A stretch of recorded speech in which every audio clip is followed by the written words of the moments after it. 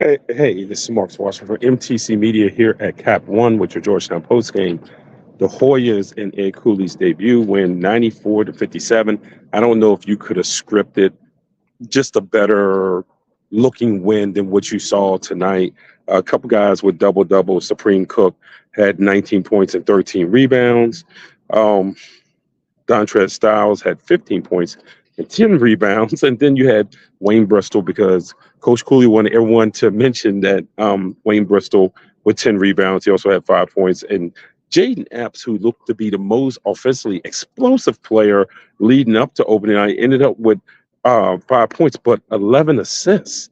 So that was something I think that kind of caught some of us by surprise. But hey, Georgetown offensively, the ball moved. And I know that sounds so simple, but it's something we haven't seen in 6 years that the ball moved.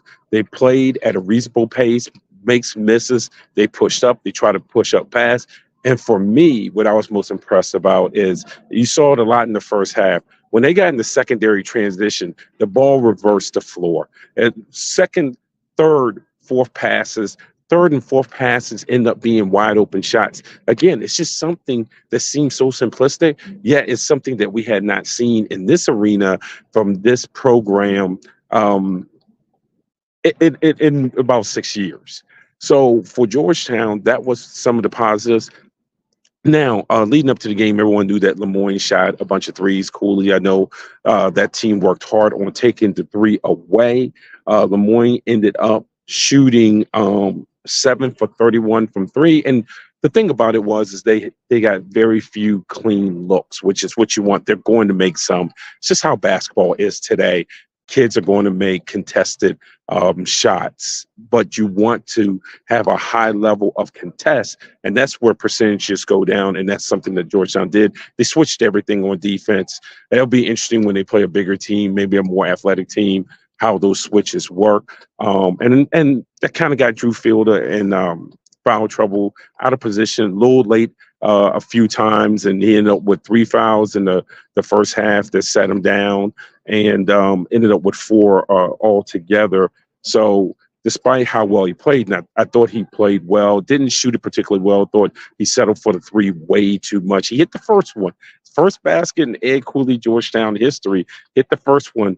Then I thought he settled, needed some touches from the mid-range. The young man can really shoot it from the mid-range.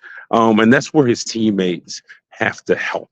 And that's one of those things that once they learn each other more and more and more, I think you'll see that. They'll help him when he'll struggle with that jump shot to give him some shots that would get him confident. Also, I wanted to mention Jay Heath, who came off the bench for 15, shot 6 for 12 from the floor, 2 for 6 from three. He just looks so comfortable out there. And that's just something that you couldn't take for granted here. And the reason why this team actually looked like a team tonight was because of the unselfishness. The ball moved. And when the ball moves, the shots are easier. Georgetown had a ton of great looks, especially in the first half, and was making the simple play. No one came out here and was Nate Tiny Archibald or Kyrie Irving or any of those guys. They came out here and just made the right basketball play.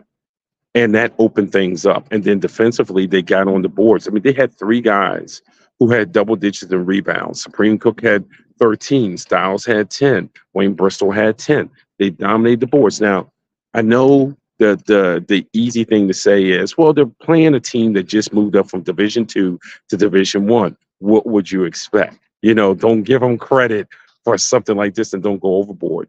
What you expected tonight, and this is going to be a theme for me all year, is wanting to see remnants of what a sustainable program looks like. And you might say that's a low bar, but I'm telling you, this is where this program is right now. And to get the effort night in, night out, where it's part of your DNA. I've said this before. I'm going to say it again, and it probably won't be the last time this season I'll say this. I don't think people realize what level Cooley is rebuilding this program from. Everyone knows it's bad. Everyone knows it's bad. I'm not sure if everyone knows how bad it is. So looking like a competent program that plays a sustainable style, that plays in a way that is unselfish, that you know you can bring other players into the program to play that way is important. It is not a small thing. Georgetown took a nice step in that direction tonight. So I'm gonna sign off here. Getting out a little earlier tonight. We'll see you again Friday night at George Mason, Saturday afternoon at George Washington, and then right back here Saturday night for Georgetown. So we'll see you quite a bit in a 24-hour span. This is Marcus Washington from MTC Media.